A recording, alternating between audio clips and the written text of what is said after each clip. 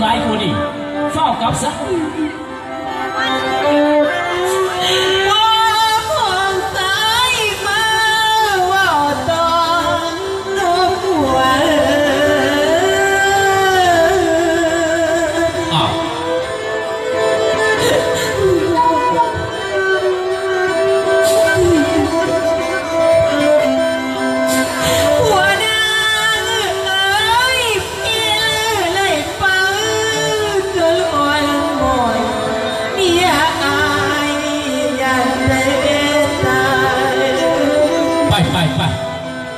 ว่าต้องมาส่งว่าต้องมาอะไรอวดกูโมอะไร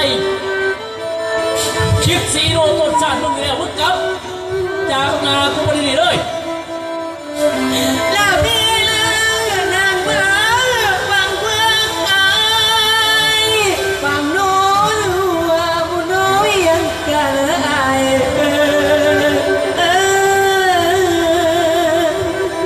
ฟ้านี้จะลูกคนนี้แต่ลูกกูไหวกลับมาพี่ก่อนมึงกันกูบอกเองมึงย้ำมาพี่มึงย้ำมาพี่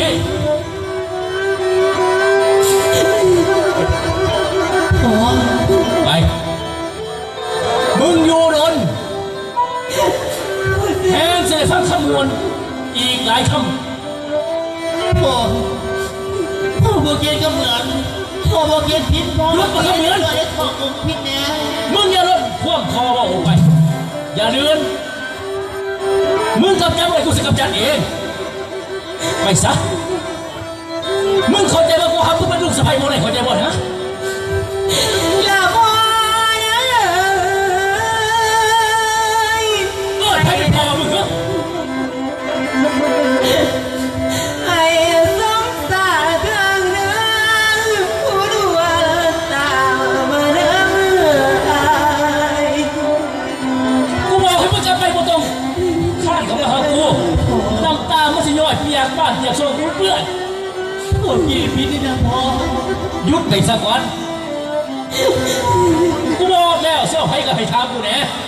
เสี่ยแห้งกูเดียวและน้ำมีหวังมาสอนสายกลางนวลอยู่น้ำมือปอกูบอกไงข้างไอ้คนนี่สิว่าก็สนกูอีกสนจะบอกฟากูดิวะเนี่ยปวดสิเกตในสมองก็ตกลงไปลงมาเซ็นกูบอกให้พักนี้พักนี้ถึงมาวันนี้วะกูบอกให้มาไปทางนั้นโอ้ยเรโน่ถือเสียมาโน่ไรหน่อยอันนี้ถอยมาห่วงเยอะนี่กดโอ้โหคือกูนี่อีก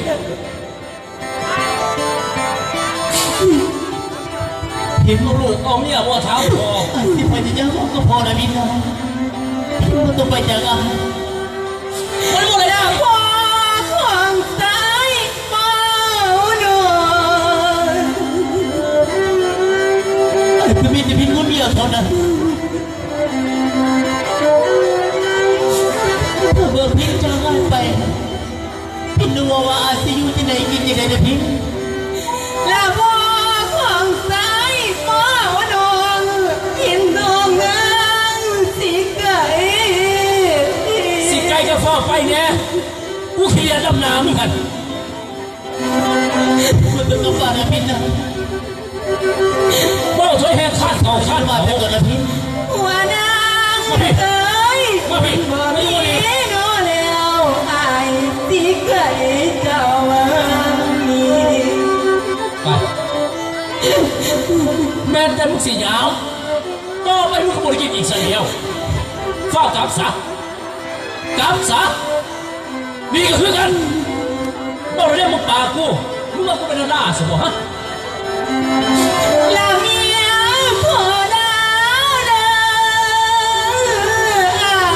แล้วบอกไรข้างไรอันนี้เนี่ยน่าเสียมึงมันป้าหนีแล้วเมียพอแล้วแล้วเมียของนางติดไก่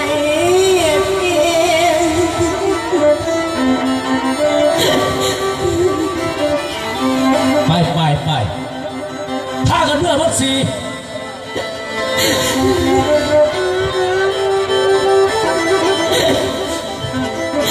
เอ้ยนางเอ้ยอยากเห็นนางมาเนื้อปี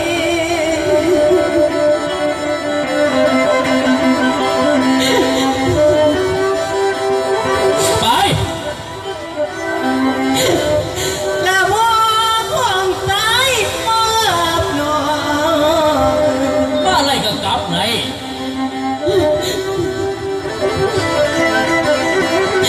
เสียไปก่อนผู้ใด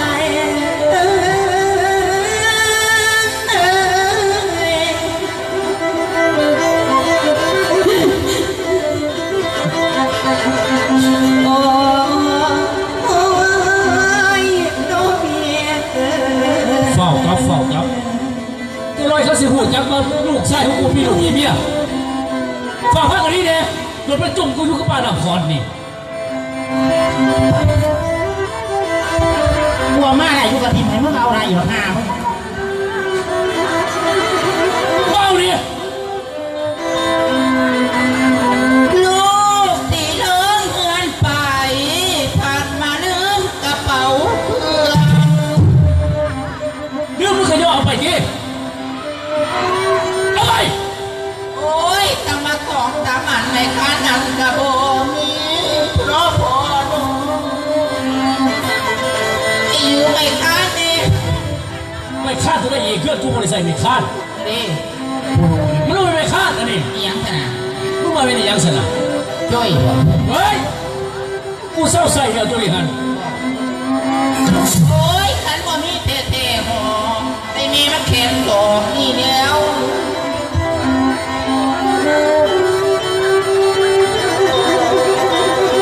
ว่าต้องไม่เหนียวจะให้เราผู้ต่อรอดตายตัวผู้ยาผู้ยิ่งเห็นผู้ยาผู้ยิ่งเป็นตุ๊กตาหน้ารถ หยุดกูต้องมาบอกให้ลูกชายกู มันโผล่ เฮ้ย บอกแม่มันจะโผล่มันหันละ มันบ่เกี่ยวกับลูกกูมันเกี่ยวกับผู้หญิงมันไปเห็นไอ้ทนนั่นกระยามพักกระแดนเป็นปุ๊บเป็นงูนเข้ามา อ้า อั วน นี้มึงเจอลูกกูหรอกเขามึงเจอกูมึงจะหนาว เอ้ยวันหนาวจะไหนนะมันจะเก่าเดือนนุ่มแห้งอะไรมันก็ต้องหนาวเลยเว้ย มันโคตรมันกูเสือพงโตโลด เฮ้ยแต่ว่าลูกชายตัวเองรอมันโผล่ ขันบุรอผมมึงโอดมาหรอก กระทางพอทำอะไรผัวไปนี่เขาแม่นที่ถึงคือเอาหันละ ไปเอาไปเผามันเป็นกับเผาอยู่เดียว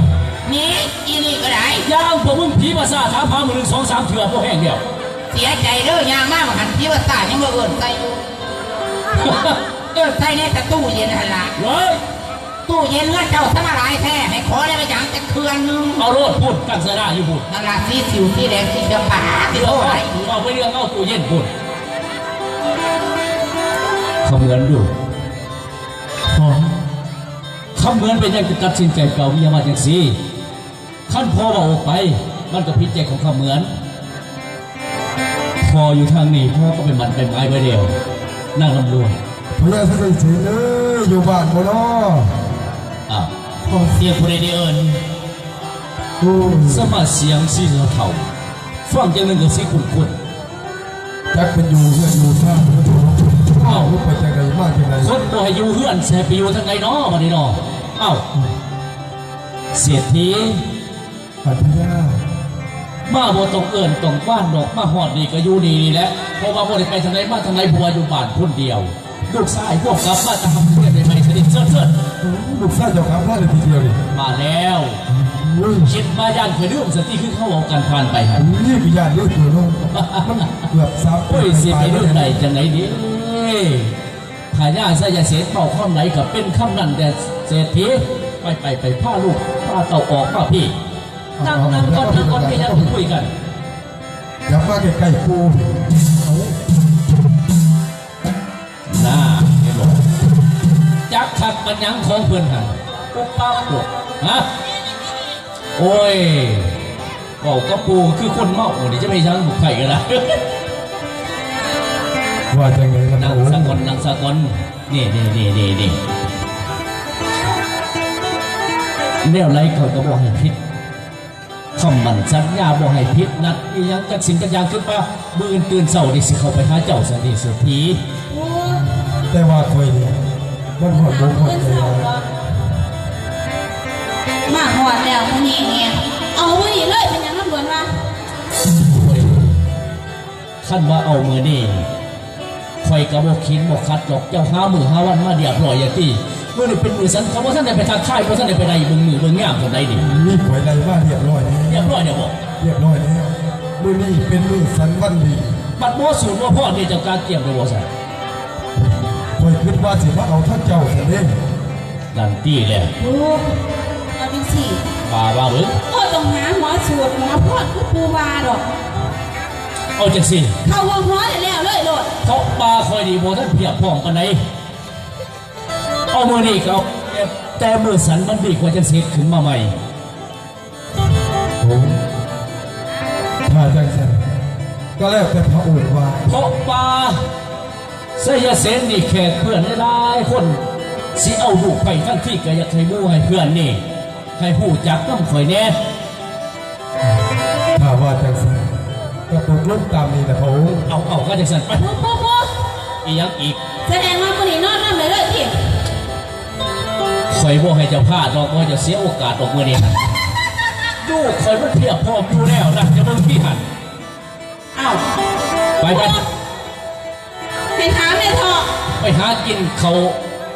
จะคอยปรึกษาหารือกันสันนี้ลูกอีหยังอีก หน้าตาลูกชายปูคือเป็นแบบ เมื่ นี้ อยเมื่อยพวกมาแตะเย็นพิซซ่าอย่างมันนักพิซซ่าไม่ได้หัน พี่ วัดเขาเหมือนดูพิซซ่าจะสินาแข่งคนไหนก็ดูขึ้นนี่ที่นี่แหละพูดพวกมันไม้ไหวไห้เขาเหมือนนั่น พี่ไล่กัน เขาเหมือนออกมาตั้งสมอง ทับแน่ จะรู้นับแต่พี่ส่งพิซซ่าพอเสียไว้แท่นของพิซซ่าหัน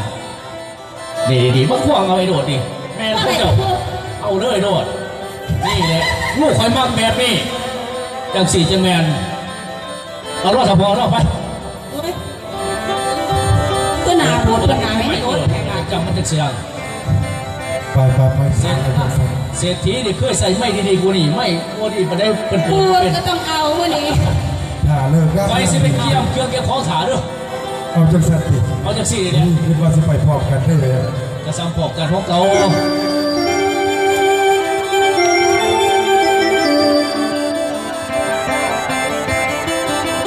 ปู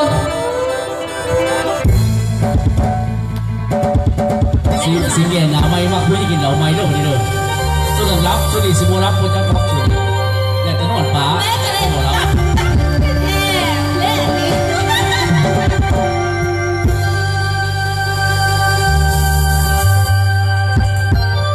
แล้วมาคุยเย็นรอกินเหล้าเมามาเมากระมัว